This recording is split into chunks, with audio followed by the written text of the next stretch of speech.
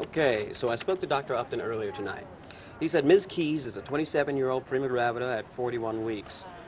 Her cervix is 1 centimeter, 25% effaced, and -3. Her first blood pressure in the clinic today was 141/88, but the repeat was normal. He wants to induce labor with misoprostol intravaginally. I think he wants 100 micrograms. Actually, Dr. Dean, I see the order says 25 micrograms misoprostol intravaginally. Oh. Right. It is 25 micrograms. Good catch, Dr. Bond. There are no other complications that I'm aware of, but I'll review her obstetric record and check back with the team. We'll need to keep an eye on her blood pressures. She could be developing preeclampsia. Janet, who's coming in for you?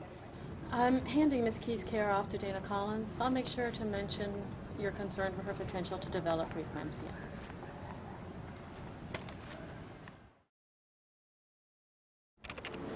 Hi, Janet. How are things looking tonight? Hi, Dana. I am late to pick up my kids at the center, so I need to make this quick. Doctors Dean Pham and I just had team huddle on Miss Keys. She is a 27-year-old prima gravida who's had an uneventful pregnancy. She's just been admitted for induction at 41 weeks with an unfavorable cervix. Poor thing has been waiting for a bed since early this afternoon and just got admitted. That long, huh? Yeah. She's stable right now. Dr. Upton's the attending. Doctors Dean and Pham are on service for her tonight. The plan's to induce by 25 micrograms of misoprostol intravaginally. Oh, and there's something you need to be aware of. Her blood pressure was elevated in the clinic, but they're high normal here, so we just need to keep an eye on it. We're doing a stat section in room 15, and I need your help moving the patient to the OR. Okay, I'll be right there. So I'll keep an eye on the pressures. It looks like I gotta run. Okay, bye.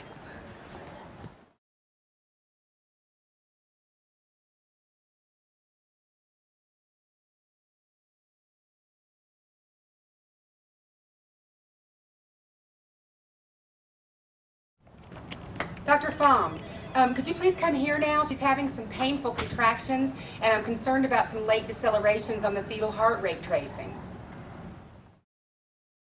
She's at 6, Dr. Dean. Think we should call Dr. Upton? It's early yet. I think we can manage this without him. Dr. Dean, I'm concerned about Miss Keys. I'm uncomfortable watching these late decelerations. The baby's heart rate's in the 60s. I mean, I just don't think it's safe to continue labor. Okay, Dana. Let's page Dr. Upton.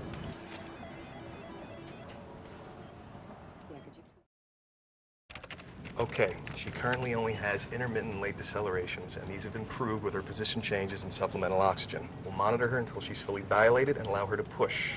If there's any evidence of fetal distress or persistent late decelerations, we should be prepared to go to C-section. I've alerted the OR to be prepared in case we need to use it. Great. I'll discuss this plan with Mrs. Keys when we're done here. What are her vitals right now? Normal, just checked 15 minutes ago. She's had no late deceleration since you recall. Well, let's continue to monitor her. I need to know when she's complete and pushing so we can keep a close eye on her second stage. Any questions?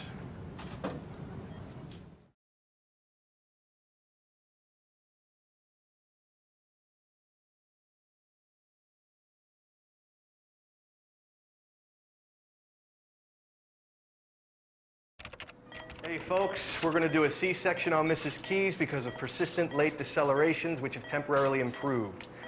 Mrs. Keys is a 27-year-old prima gravida at 41 weeks. Grant, do you have anything to add? No additional anesthesia risk. I'm loading her right now with 10 cc's of 2% lidocaine. She's almost ready for surgical incision. Lynn, is Peds on standby? Page has been called. They're on their way. I've alerted Linda, the charge nurse, tonight. Can we do our surgical timeout now? Go for it. We have Michelle Keys, ID number 4562-3901. She's consented for a cesarean due to a non-reassuring fetal heart rate tracing. Lynn, we do have a Michelle Keys, ID 456-23901 for C-section. Mrs. Keys, as a part of our safety check, please tell me why you're here. I'm here for a C-section. Thank you, Mrs. Keys. We're going to take good care of you.